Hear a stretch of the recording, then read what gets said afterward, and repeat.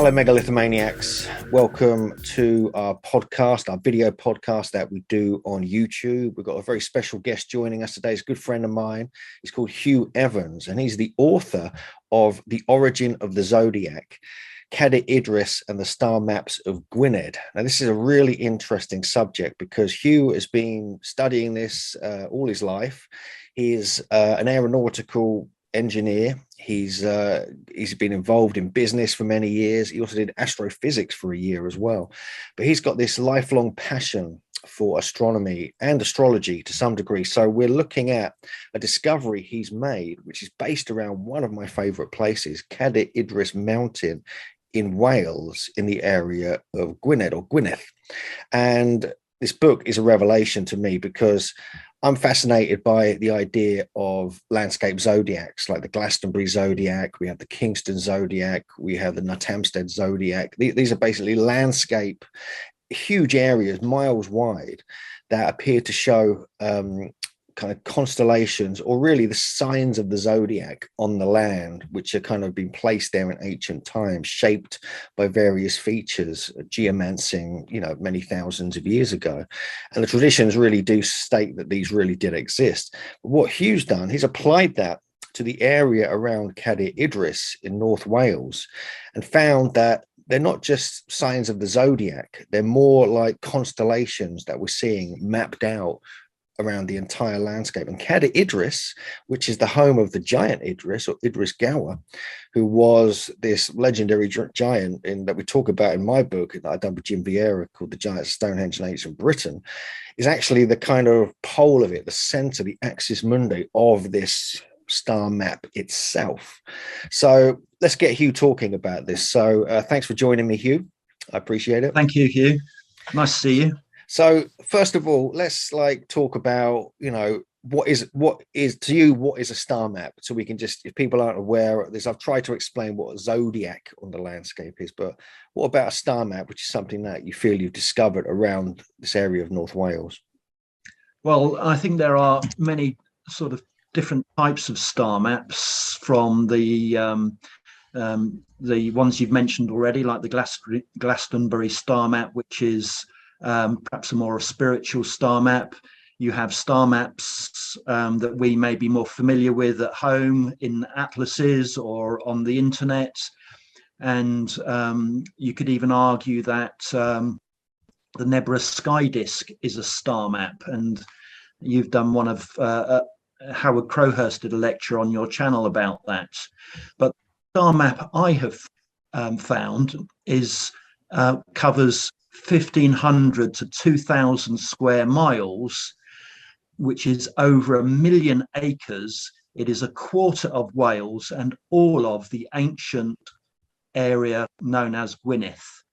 And it covers the whole of Snowdonia, basically, all the mountains, all the rivers, all the towns, landmarks, ancient monuments, and even down to field names.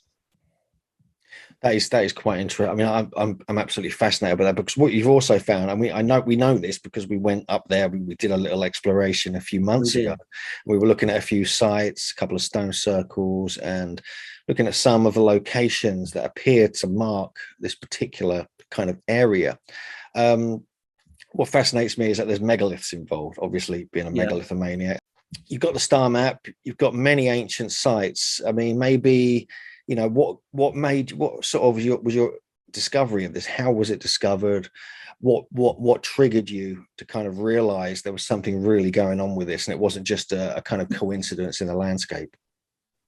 Well, there were a sequence of events, really. I've been reading around the subject. I've been interested in the stars all my life, and I went to actually a Megalithomania conference in November. Where's that? That's the Howard Stern, is it? Or well, we did the Origins conference, yeah, in London. Probably it was online or in London. Yeah. And you talked about Cadair Idris and it being the place where one of the three great astronomers of Britain, Idris, mapped out the stars. So there was a connection there. And I was looking at traveling and visiting some places where my family were from, and I noticed that Cadair Idris, the mountain, was very close by. And I then started looking at the maps. I read around the subject a little bit. Someone recommended Mike Harris's book Arwen to me, which identified the location of the plough on the star maps. And from there, I basically unpicked and unraveled and rediscovered the entire star map. One of the breakthrough points for me was realizing that a few of the rivers in the area were the ecliptic on the star map, which is the path the sun takes apparently against the backdrop of stars above us. But once I found that mapped on the ground, a lot of the constellations started to appear a lot easier. I can show you that now if you like. I could go to Google Earth and show you how I sort of discovered the star map. Yeah. Let's see some super cool graphics, please, Hugh. Okay, well, I'm just going to share my screen. So I hope you can see a picture of Great Britain on the screen in front of you. And this just gives you a sense of where the star maps are in relation to the whole of Britain and Europe. So we're just going to zoom in a little bit. Now you can see the top northwest quarter of Wales. This is the ancient land of Gwynedd. And that is the Mountain of Cadair Idris. There's one of the peaks, Panigada. Yeah. I think you and I have both been to the lake in the chair at Cadair Idris. Yeah, that's correct. Yeah.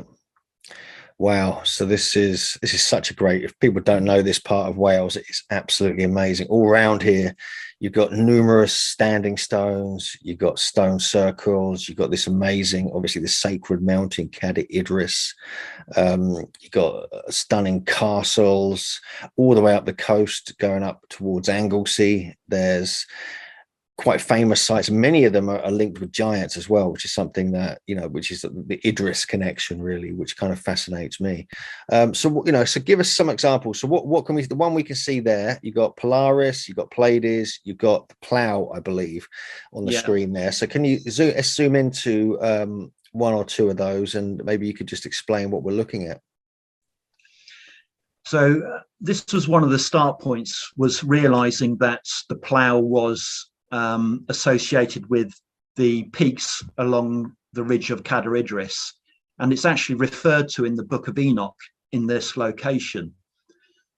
Enoch is Idris, and in the Bible, Enoch went up to be with God, and he in the book of Enoch it says he went up to see Uriel, and from that point mapped the stars. So this is the point in the center of the star map where Idris mapped the stars from. And this represents the pole star. And as I said a minute ago, my sort of breakthrough notion was that this orange line was the ecliptic. So on the ecliptic, you'd expect to see all of the 12 signs of the zodiac. So I will just put them on. There they are. There's the 12 signs of the zodiac, from Virgo, Leo, Cancer, Gemini, Taurus, Aries, Pisces, Aquarius, Capricorn, Sagittarius, Scorpio, and Libra. So all of the mountains, rivers, place names, even down to house names, they reflect the sign of the zodiac and the features on the land. And you were mentioning a minute ago, Hugh, the ancient monuments. Well, I do have the megalithic portal overlay of Google Earth, and I can show you just by clicking on here all of the ancient scheduled monuments in the star map region. So we've been to some of these, you and I. I will take them all off because there's rather too many there. But I think we went up to Molte Ikaf, didn't we, together? That's right. That's right. So that, I mean, if people don't know, we'll put an image up of that. That's an amazing, very unique stone circle that almost appears to have 5 sides to it.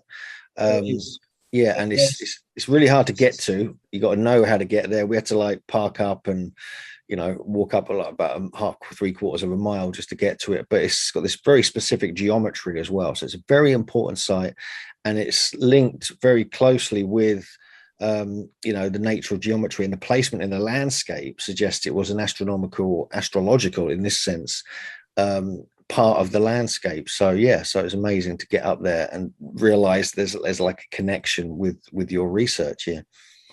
So you can see this is the constellation Pisces, and from the megalithic portal you can already see a number of scheduled monuments, stone circles. There's a stone circle, and standing stones that mark out the path.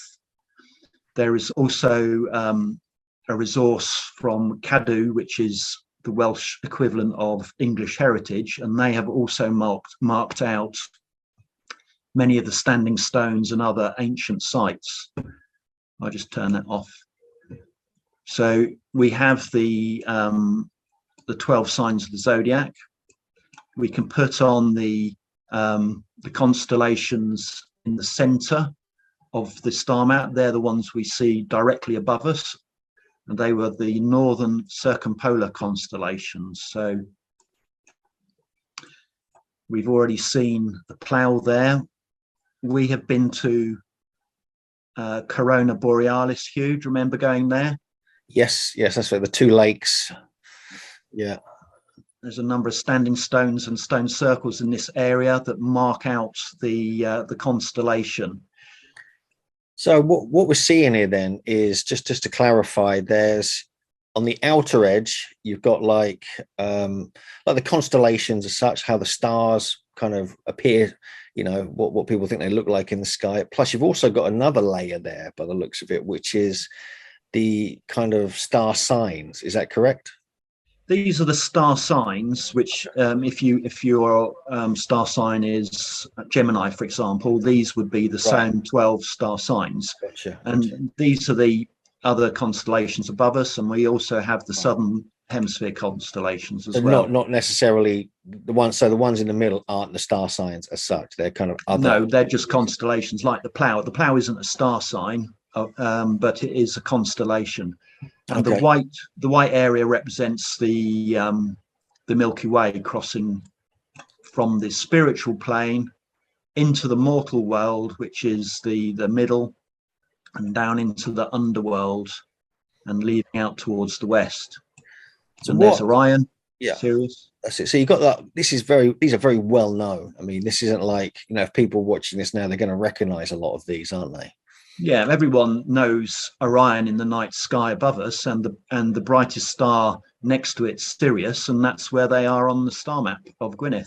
Okay, that's very, very interesting. So what have you found then that, you know, we've seen, you know, just when you were showing us Pisces there, that it appears like megaliths, standing stones, was it mounds as well, and things mark the route of the shape of these particular constellations. This is the star Sirius, and there's a stone circle that marks its location.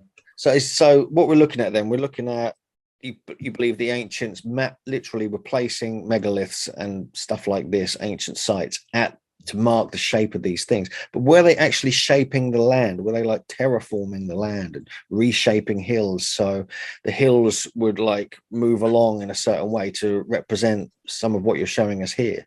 Or was it more just sites marking natural features? They used a mixture of techniques. So we are told in the book of Enoch that Enoch mapped the stars from Cadair Idris, and it is fortuitous that the 7 peaks of the plough are marked out by 7 peaks along the ridge of Cadair Idris. I mean, you could argue that there are more peaks than 7 along this ridge, and they've just taken 7 that's to refer to the plough. Well, So that's let's jump back a sec there, Hugh, because you're saying basically, I think we need to like fill people in on this, is this yeah, idea of, you're talking about the book of Enoch, and so what, in case people aren't aware, that Idris, the name Cadair Idris is it's a famous mountain. It's also at the very top is the kind of seat of Idris, or Enoch's throne or chair. And Idris and Enoch are interchangeable. This is why there's this strong connection between Idris and Enoch. If we go back, and look at the book of Enoch, and I discussed this in my book with Jim Vieira, our latest book on the giants of Stonehenge, and we do a whole section on this. And then we've added actually some of Hugh's research to the book because it was so interesting. And it appears that in the book of Enoch, he describes being taken to these northerly latitudes by the angels or the watchers. And he's making observations often through these portals. So I know Stonehenge is one contender of the descriptions that were given. You're also able to Robin Heath, and now Hugh's had a look at this as well, to decode the latitude where this could have taken place based upon the lengths of the days and nights and things like this. And it's very close to this. It's around 51 to 53 degrees, 51 to 52 degrees in this area. So Robin Heath believed it was like Stonehenge, as did the Uriel's Machine book as well. And Hughes kind of realized, we've all been kind of waking up to this reality that this giant Idris, one of the holy astronomers of Britain, Gwynedd being one of the other ones, he was actually possibly a person, or a lineage. It could, in some suggestions, Enoch and Idris is a kind of a given kind of name, like a part of a lineage, rather than an actual like name, like Hugh, for instance. And so, is there evidence that they actually came over here and did this? I'm quite convinced. We do a thorough analysis in the book. We must remember also, because what we're talking about, when you're shaping the landscape, building megaliths and altering the land as such, we're talking about geomancy as well. And in the Quran and the early Muslim literature, Idris is the founder of geomancy as well. So not just an astronomer, but also a geomancer. And as is Enoch. Enoch has all these qualities as well. There's also a connection with Hermes as well, possibly Thoth. They're all the same kind of being, which is manifesting all this amazing, highly advanced astronomy, possibly astrology, and understanding of the land and the landscape. So just so people are aware, we're jumping in, we were just jumping in saying, this is in the book of Enoch. But I think if people understand that there's this really strong possibility that there was some observations carried out by Enoch here, and this could have influenced Idris. And this whole idea of Idris is really fascinating. So if you've got anything to add to that, Hugh, please do. I've just gone off on one for a moment, but yes, I've got a few things I could add to that. So this is Cadair Idris, and the Cadair is a chair, but it also means in the Welsh language a controller. So we have a sense that this was the controlling point for remapping the stars, and even Idris's name has a meaning. Id means Lord, and Chris, which is the second part of his name, means of the course or chief. So it's almost like the chief planner of the courses. And what they were plotting here were the courses of the planets against the 12 constellations of the Zodiac. And they were also plotting the passage of the sun, the moon, and they were checking that everything was right in the heavens. That is pretty intriguing. This is just mind-blowing. So this kind of almost backs up this idea that there was this kind of connection kind of with the Bible lands. There's a famous mound called the Mound of Idris, not far from Haran, which is 10,000 years old as well. And now they found that even at Göbekli Tepe, possibly at Karahan Tepe, according to Martin Sweatman, that there was an understanding of the astrological signs on Pillar 43 at Göbekli Tepe. And so to find the same kind of ideas being present here, possibly with influence coming either way, is really, really, really interesting. And also, just for those giantologists among you, they did find in the 1600s 2 7-foot-tall skeletons at the base of Cadair Idris with hazel rods, i.e. dowsing tools, possibly astronomers' tools as well. So anyway, what are we looking at here now, Hugh? I think this was the area where those 2 giants were found Yeah, that's correct. Yeah, it was on a kind of raised area just near this farm, Yeah. which is pretty interesting. So let's have a look at some other constellations here. Then, I mean, I know you were talking about you got all the famous ones here, but I'm interested in this one that we were discussing the other day about this unicorn, because Right. we'll have a look at that in a moment. But because what's interesting to me is that in the landscape in the Glastonbury zodiac, there's been a potential unicorn that's been discovered, which stretches from Somerton all the way to Langport, which is about 10 miles long. And this is clearly, you can clearly see this on maps, and it almost touches, it's on the zodiac's almost on the hind of the unicorn, and it overlays the girt dog of Langport as well. And the third eye of the unicorn is Burra Mump, and the river is the Horn, River Parrot, which heads up north from it, and it's perfectly east-west. It's perfectly sort of symmetrical, and so that's fascinated us. I mean, my friend David Hatfield and Sean Kern, we've been out exploring. I used to live on the tail of the unicorn at a place called Willow Croft for many years. That's where David and Sean currently live, and so to find that we were always fascinated by that, but no one's really that interested for some reason. To me, it's absolutely mind-blowing. So you think, so can you explain what unicorn you may have found in this area, and what really is the meaning of the unicorn? Yeah. I was alerted to the prospect of the unicorn being on the star map by someone who left a comment on one of my videos. And then I did a little bit of research. And if you go onto Wiki, it says that the unicorn constellation was brought back to our attention in the sort of the middle 1500s or around that period. But actually, it's been on the star map for thousands of years. So this may well have been the origin of the unicorn constellation. And here it is. It's there. When I wrote my book, I didn't look for the unicorn constellation. I've only found it recently. So it will be detailed in some new work that I'm planning, and there may be a video on it, but I looked for it once I had become aware of it, and it was exactly where it should be on the star maps of Gwynedd. And these mountains here are named to reflect the fact that there is a unicorn here. And they're thousands of years old. These mountains and these field boundaries, they haven't changed for thousands of years. What you're suggesting then as well with this whole system is that it is a reflection of the night sky. So is it like a mirror of the skies, like a sky mirror, or is it like you would look at it if you were looking at the sky from above on the ground as such? It is looking at it if you were looking up at it. Okay. So it's not a mirror reflection, it's an actual representation. Okay. So if you look up at the night sky and find Taurus, for example,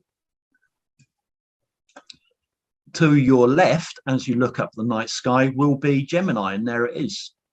Okay. And underneath Taurus and Gemini is Orion. So it's pretty. I mean, how accurate do you think it is? I mean, how accurate compared to the night sky? Is it like? Is it surprised you constantly as you keep making more discoveries? It's constantly surprised me. I only had an instance just 2 days ago of someone referring me to a place on the star map, and I went to check its meaning, and it's absolutely perfectly placed. It's not accurate or to a scale of miles representing degrees above. So, for example, there's quite a large gap between Taurus here and Aries, and then a shorter gap between Aries and Pisces. So that's not what you see above in the night sky. So why are you choosing then? Why are you choosing these exact locations for each one? I mean, are there very specific features in the landscape, or is it because of names of places? Is it because of sites marking out the perimeter of these shapes, or is it a combination of all of these? It's a combination of all of them. It's the it's the hill name. So in the constellation of Aries, we have it talks about rams and sheep and things like that. If I just put on the megalithic overlay again, these types of ancient sites that are marked out, they are on the star maps and they reflect the star maps themselves. Some of them are named to reflect that. So for example,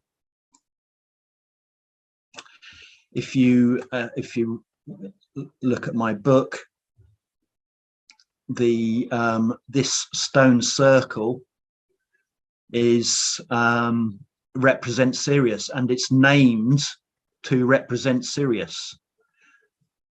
So what is the name there then? I mean, and I, we're looking at Welsh names, and you're quite up on the Welsh names. I mean, I've had lots of emails and discussions with Hugh about this, that there's a remarkable consistency with the prevalence of the Welsh language, different, not just in Britain, but different parts of the world, and how it appears to have influenced in far. Let me just refer to my book, so I'm not sort of trying to talk from memory.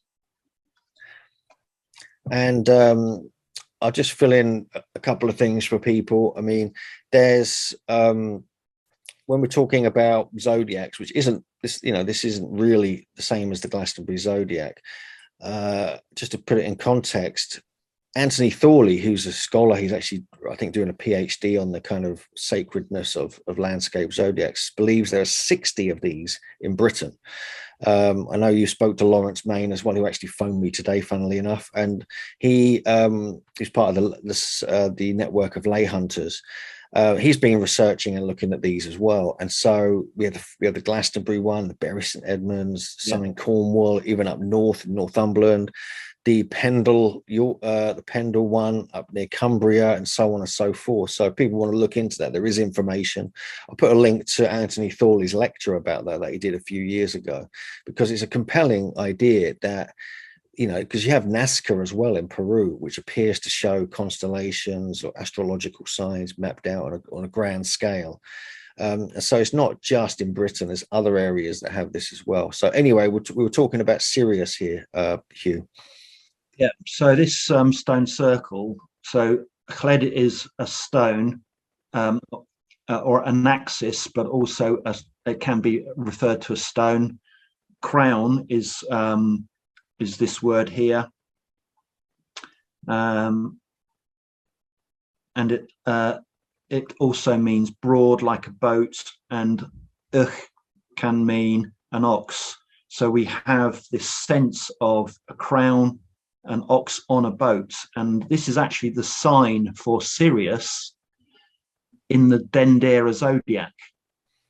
Okay, so you found a connection with the Ptolemaic zodiac, which the Dendera one is, I believe, which is on display at the temple there in Egypt. But so is this the same kind of concept, and can you like expand on that a little bit and give people, if people don't know about this, I mean, if this is based upon that or the other way around?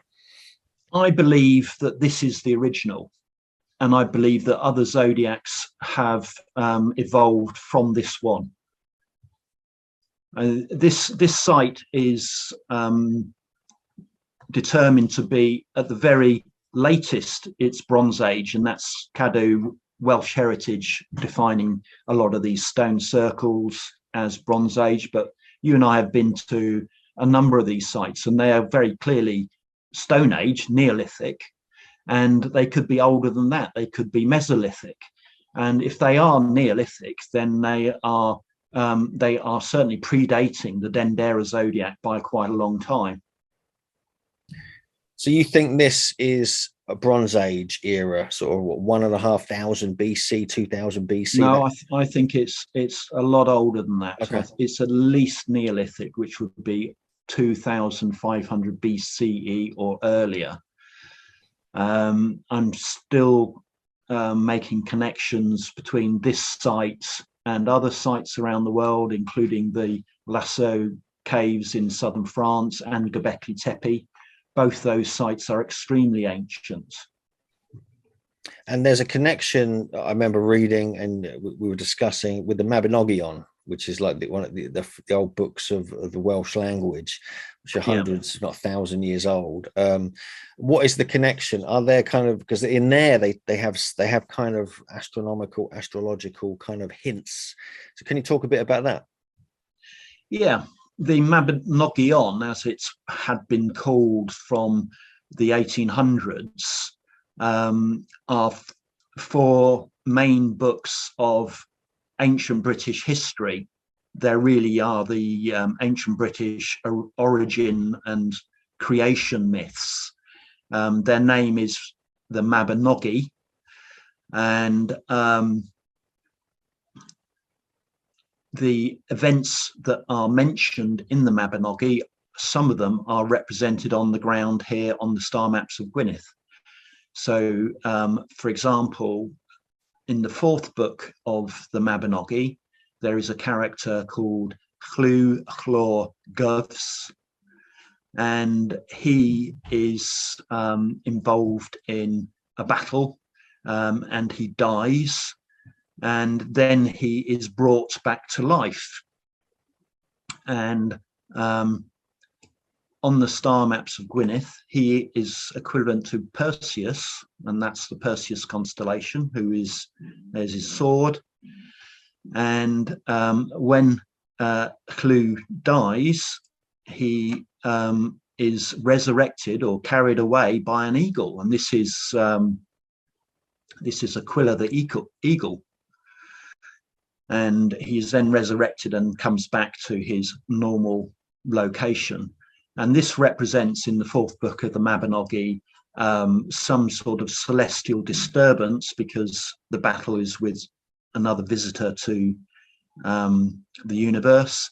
And Hugh and his bride, who's called Gwynedd, who represents spring, they are lost, and there may have been some sort of pole shift or something like that that's caused the seasons to alter. And when he's brought back to life, everything is then restored back to its normality. And what I've actually found here in my research around the constellation of Aquila is that in the ancient British tradition, it was probably called the Eagle and the Dead Man as a result of the story in the Mabinogi. And these areas around here to the side of the eagle are named after the dead man.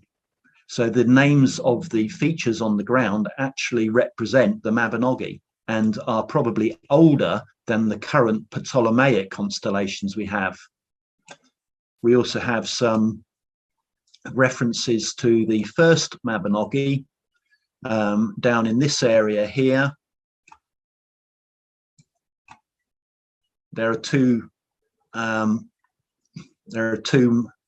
mountains that are named after two characters in the first Mabinogi, and this area here represents the underworld on the star maps of Gwynedd, and it is probably a time of great antiquity it's referring to.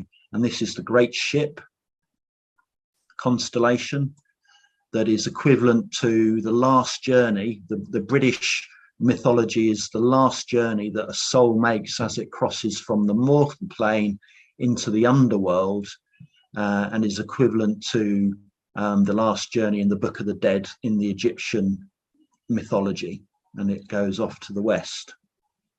So this is the underworld, and there was a battle between two celestial bodies that is represented on the ground here.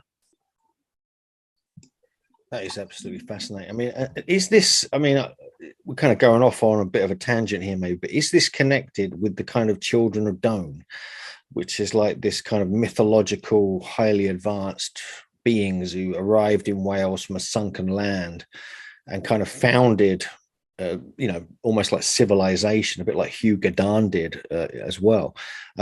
Because the Mabinogion that kind of features the stories of the children of Dawn. Is there a connection there? Do you think the great leaders are, like Math and all these different ones were kind of this was part of this was really their domain. They were all about Gwynedd. It was where they were doing their thing. Yeah, I think there's definitely connections, and the more we look, the more connections we see.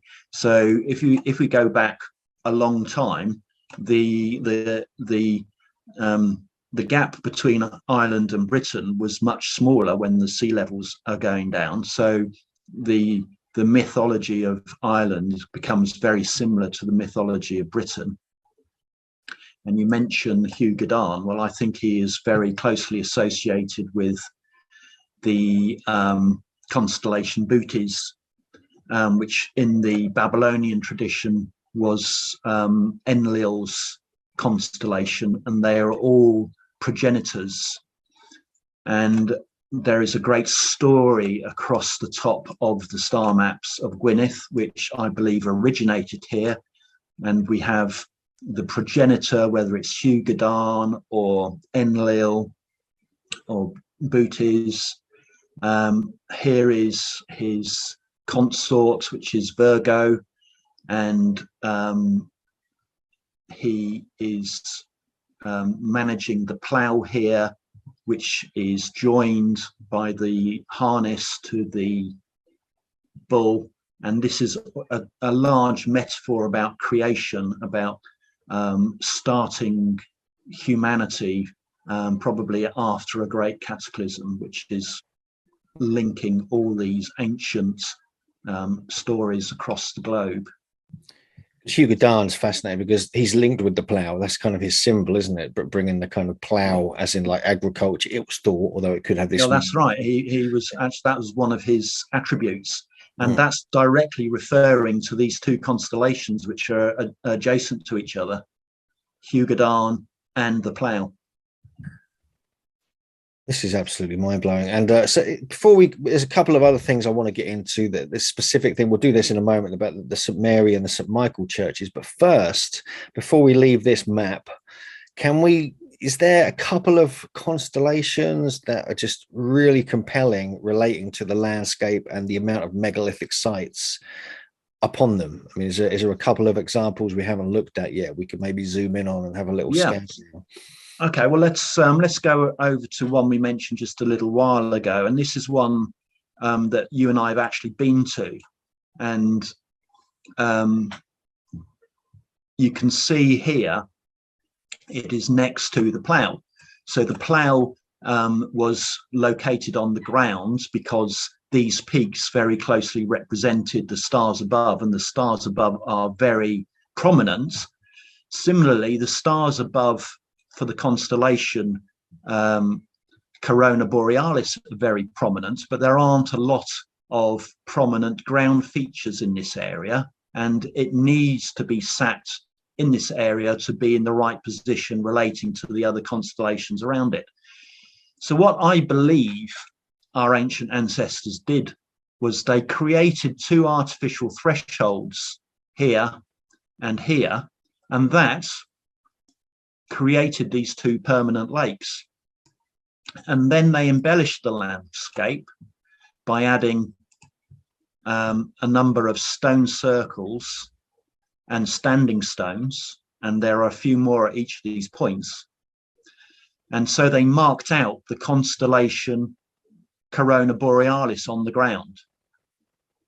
So what you have here is you have a constellation that fits naturally the stars above, a constellation that was actually mapped out on the ground to reflect the stars above, which are very prominent. And in some other areas, and Virgo is a very good example, and also Pisces is a good example, and you can see both of these two constellations, Virgo and Pisces, are really quite a long distance off the Milky Way where most of the stars are. So in these constellations, Virgo and Pisces, the stars above that make the shape of the constellation have been chosen to reflect the ground below, and that ground is specific to the star maps of Gwynedd and nowhere else on Earth.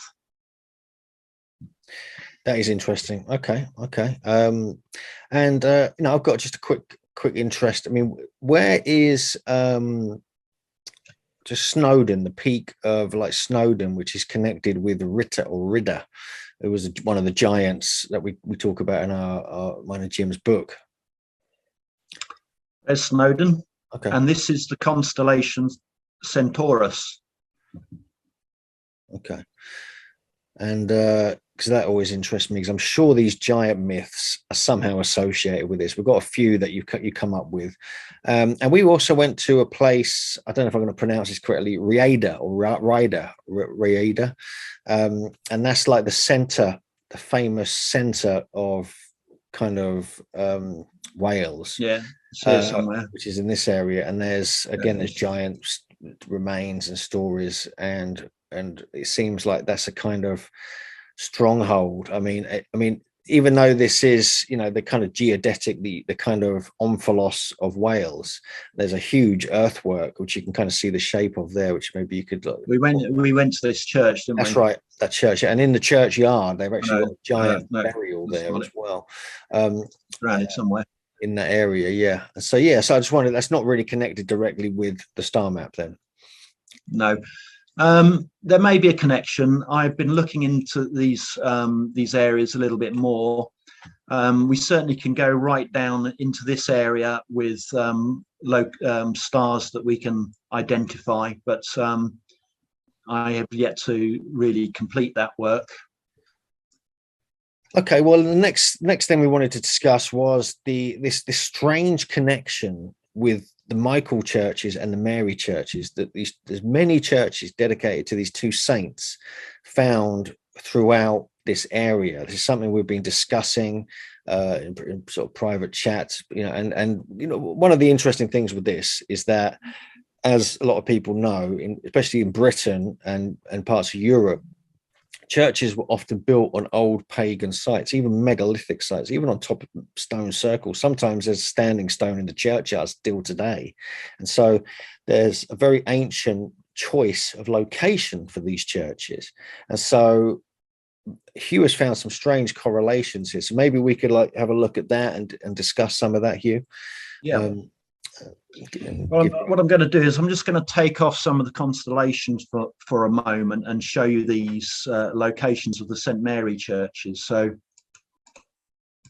now we're going to go back and put on some of the churches, because what I have came to understand was that in this area here, which is the main area of the star maps of Gwynedd, the only St. Mary's churches are sited on very ancient sites that reflect the major stars above. And there's only about 10 or 20 St. Mary's churches in this area. Some of them have been rededicated, so you have to be very careful and go back in time to check out their origins. But as a comparison, there's over 20 just in Anglesey, and they don't represent stars. If Anglesey is represented on the star maps of Gwynedd, it's just part of the Milky Way. But actually on the main star map, they only represents the major stars. So we have one at Polaris.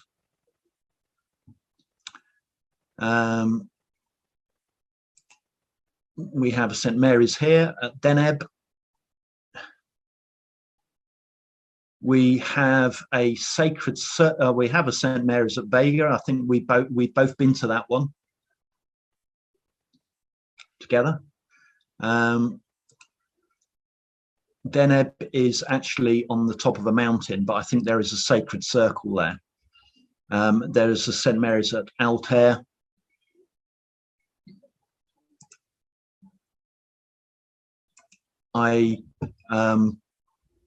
I suggested a location for a sacred circle at in the area of Dinas Mawddwy, where Aldebaran, the large star or the very bright star Aldebaran should be, and Lawrence Main told me where the site was. So that was corroborated. He actually lives at Mawddwy.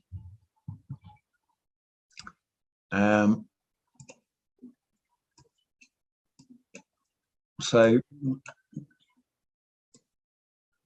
Spica is a very large star above, and there is St Mary's there, and the actual town, Tywyn, means star.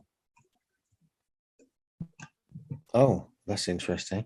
So, and the name Mary, I mean, the St Mary thing, I mean, you've done some, you know, what that name means. Can you tell us a bit about that? Same with the Michael. Yeah.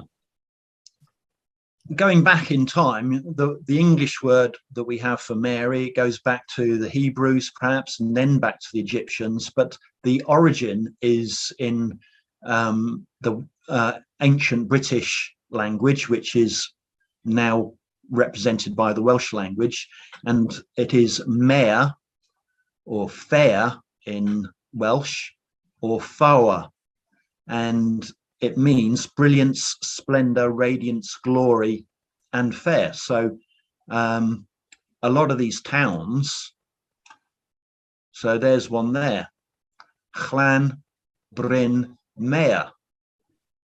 And there's an interesting story about this town, because this town here called Llan used to be called Llan Bryn Mawr. And when the Victorians made the railways, they put the main station here, and they called it Llan Bryn Mawr. And over time, that has become known as Llan Bryn Mawr, and this town here just as Llan. But the St Mary's Church is in Llan, and the Mare is the Mary, and this represents on the star maps of Gwynedd Sirius. And we saw the stone circle at the top there, but this is the St Mary's Church that represents Sirius.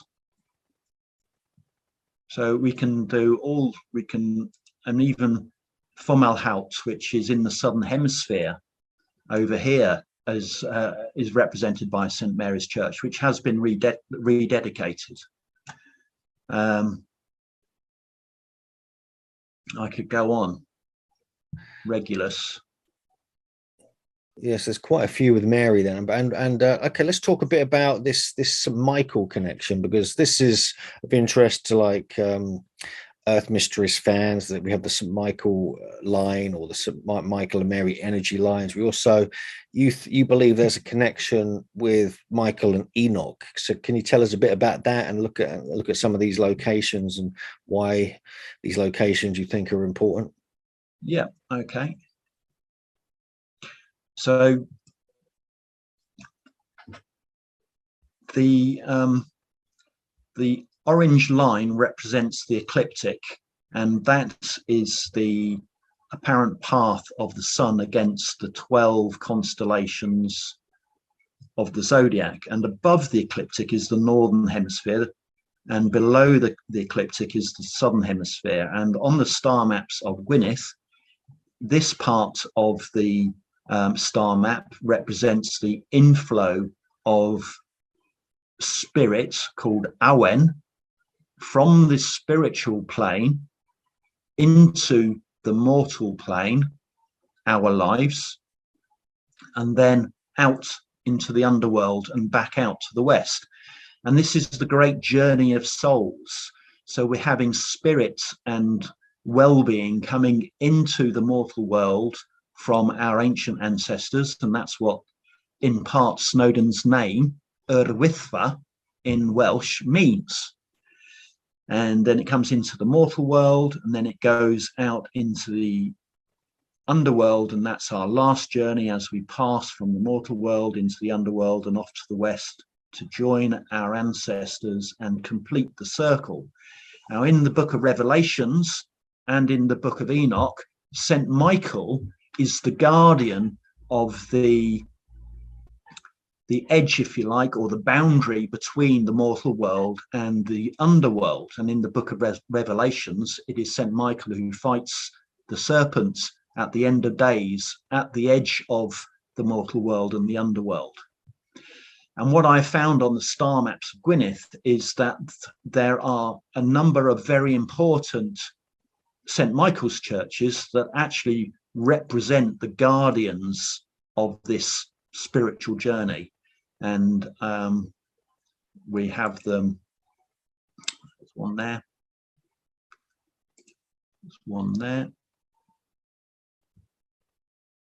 And there's one there. And my great-great-great-grandfather is buried in that church.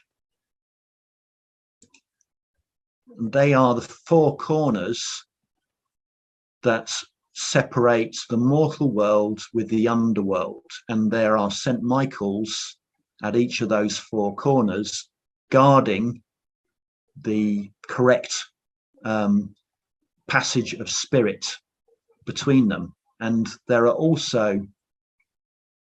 also one in the middle. Now this is very close to, let's put it on again.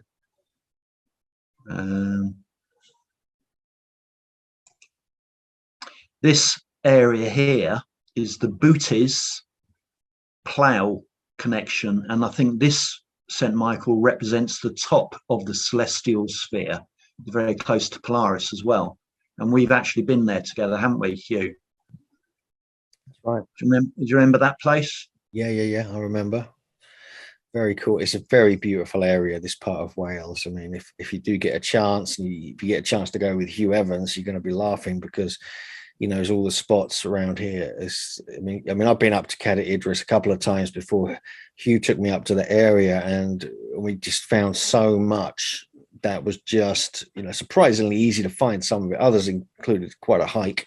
But yeah, there's a lot going on up there. It's like a real, I think you bringing this to light as like mythology in the landscape is being revealed in modern times. Again, thanks to people like you who are kind of, like the Glastonbury Zodiac's got its mythos. It's like, people quest around it every month, every change of the kind of astrological year, people go and do ceremonies and things like this, and it's like bringing back these old traditions possibly of what was going on here. And this it could be linked with like what John Michel called the enchantment of the landscape, keeping the land enchanted, keeping all those people in it and all the animal life and the landscape and the sites all energized by this constant awareness and like almost like ceremonial way of thinking as you move around through these different cycles within the land. So it's fascinating that you're bringing this back to light. It's really good work.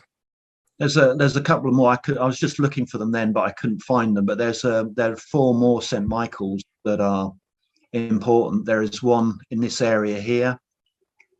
There's one there, and there's two up the top. And I think these two up the top and two at the bottom, they are helping to channel the energy that you were just referring to, this life force, the geomancy. They're focusing the energy into the mortal world and then out again safely towards the west. So that's the role of the St. Michael's. And I would even speculate that St. Michael was Hugh Newman and it was probably a some sort of titular role or relation to Enoch.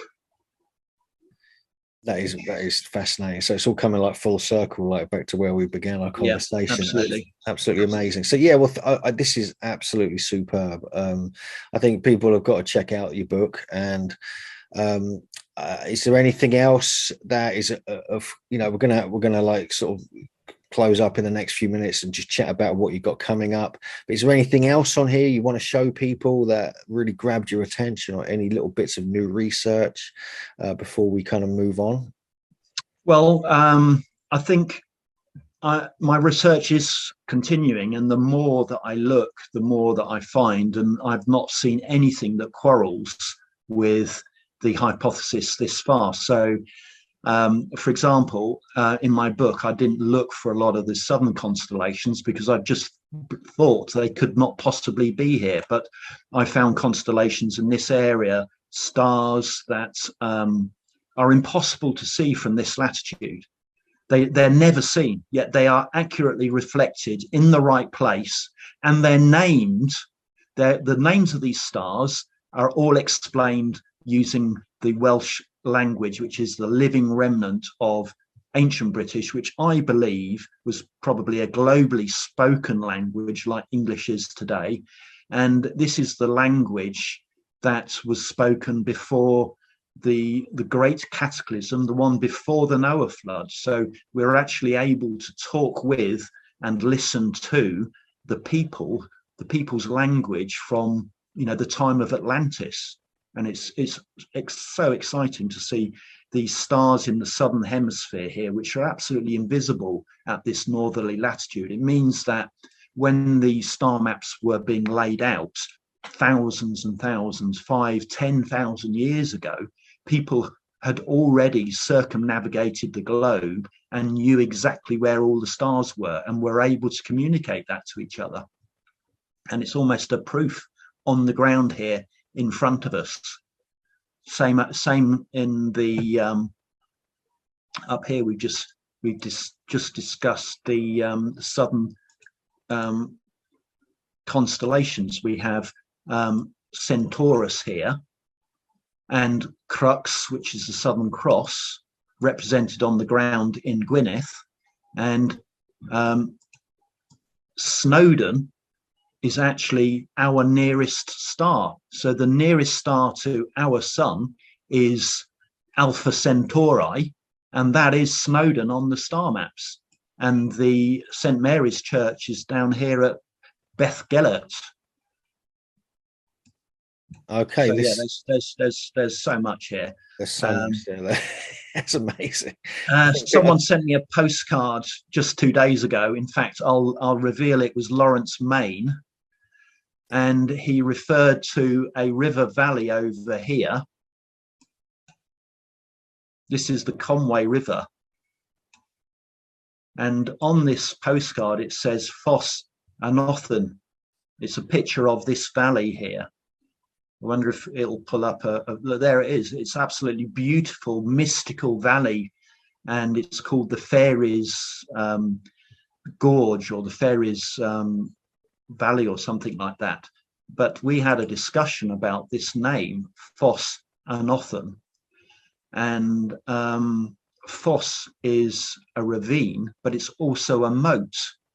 So if we look back here on the star maps of Gwynedd, this is actually the ecliptic. So the ecliptic and the 12 constellations of the Zodiac are a moat of energy around the equator of the celestial heavens, if you like. So this place is perfectly located to reflect the ecliptic, because the Conway, River Conway here, you can see it says River Conway. That is part of the ecliptic, of the rivers that make up the ecliptic. And Anothen is the abyss. And in ancient British mythology, the abyss is the underworld. So this is the moat of the abyss. And on this side of the ecliptic, we have the underworld, which is the abyss. And on the inside of the ecliptic, we have the mortal world. So, I mean, even just 2 days ago, I found this location, and it's correctly reported on the star maps of Gwynedd. Well, thanks for showing us all that, Hugh. That was really compelling to see that and described in such detail. I really, really like that. You've got a YouTube channel called The Origin of the Zodiac, I believe. Yep. And you can check out Hugh's work on there. He's done some very interesting videos. Is there any, you've done a couple of new videos. Do you want to just explain what a couple of them are to get people interested? Yeah. I am continuing my research. So, for example, the origin of the unicorn is explained using the Welsh language, which represents ancient British. The origin of the names of the planets, they're all explained using Welsh. And the origin of other myths, like the Eye of Horus, for example, and the meaning of Atlantis. The word Atlantis is actually a compound Welsh word, and it means sacred origins, or it's where we've come from, sort of thing. So, it's all very exciting to be able to use this means of getting an insight back in time as to what people meant. It's been like these clues have been all around us for all these years. Because one of the things you do as well, which maybe we could like throw a couple of examples in it, is you email me quite a bit saying, the Welsh translation this is definitely Welsh. All these different names of places from around the world, like Cappadocia, the Tepe name of Göbekli Tepe, and you find this Welsh kind of origin. This is absolutely fascinating to me, because we had Ross Broadstock. He's obsessed by the Welsh language. He's found the connections with Egyptian hieroglyphs. So give us a couple of examples. You came up with like Cappadocia, for instance, and you got Tepe. So what are their meanings when you email me about these? Okay. Well, I watched your video with Andrew Collins on Cappadocia, and I was just listening along and enjoying the features being explained. And Andrew said that the mountain was called Argaeth Dar, and I just immediately had a belief that this was a Welsh name, because Dar is very common in Welsh. It just means good, and good morning is Borodar, or good night is Nos Dar. So Argaeth Dar, I didn't know exactly what Argaeth meant, but then I looked it up in the dictionaries that I use, and it is an embankment or a protector, to enclose. Argai, to enclose, argaid, shutting in. And dar means good, but it can also mean goods, and like we would use goods and services, your things. So to enclose, to shut in your things. And this mountain has been hollowed out, and this is where people were living underground, presumably with all the things they wanted to save, because it was the safe place to be. So it's just can't be a coincidence that this mountain has been named like this. And the town very close to it was called Gorem, and a Corem in Welsh is a meeting place. So there's lots of things going on along like this. And even Tepe, a tep is a projecting rock, and a pe will turn that noun into an agent with a purpose. So Tepe in Welsh is chosen rock for a purpose. So these names have descended down the millennia from the time of Göbekli Tepe. Tepe comes from the word tep, which is a rock protrusion, and pe, which is creates an agent noun from the subject. So a tepe is something, a rock projection that does something, and it is not likely to be a coincidence that these particular mounds around Haran, which is again translatable using Welsh as the capital of the star map above us, Ar is upon, and that's why we have the plough, which is an Arad in Welsh, or the Ursa Major, which is the Great Bear, which is an Arth, and even Ursa has R in it. So Haran has the R component, meaning above us, and An is to contain, which so Haran is the place where they were monitoring the night sky above us. And all of these peaks around Haran are called tepe. In fact, there's probably many areas of Turkey where they have tepes, and maybe all of these peaks represent a star map that is in that region, that are all visible or connected from Haran. I don't know. It could well be. I mean, they've discovered all these sites around Göbekli Tepe and Karahan Tepe now, which is very close to the Haran Plain, Haran area. So something that myself and Andrew Collins and JJ are looking into, because we're convinced that these weren't just randomly placed, these sites. But maybe I'll get you all the GPS coordinates and we could do some work on that. I'd love to do that. And yeah, I'm sure we can looking forward to going out there this summer. Yeah, excellent. Yeah, definitely. And just for and also, so I think we'll wrap this up. Thanks, Hugh. I really appreciate your time, your research. Thank you. And we're going to. It's been a pleasure. Thank you for having me on the show. So also, Hugh's website is originofthezodiac.com, where you can find out more information. You can get the book. It's got Kindle versions and print versions, and do check out his YouTube channel, which is like, I believe, Origin of the Zodiac. You can Google that and find that, and I'll put some links anyway in the the text box below. So brilliant. So we look forward to seeing you in May, Hugh. Yeah, looking forward to it. Thanks a lot, Hugh. Thanks a lot. Okay, well, take care, Hugh, and we'll say bye to everybody. Thanks, Megalithomaniacs. Thanks for watching. Goodbye. Please remember to subscribe to Megalithomania and Hugh's channel. If you can become a patron, Megalithomania has that set up as well.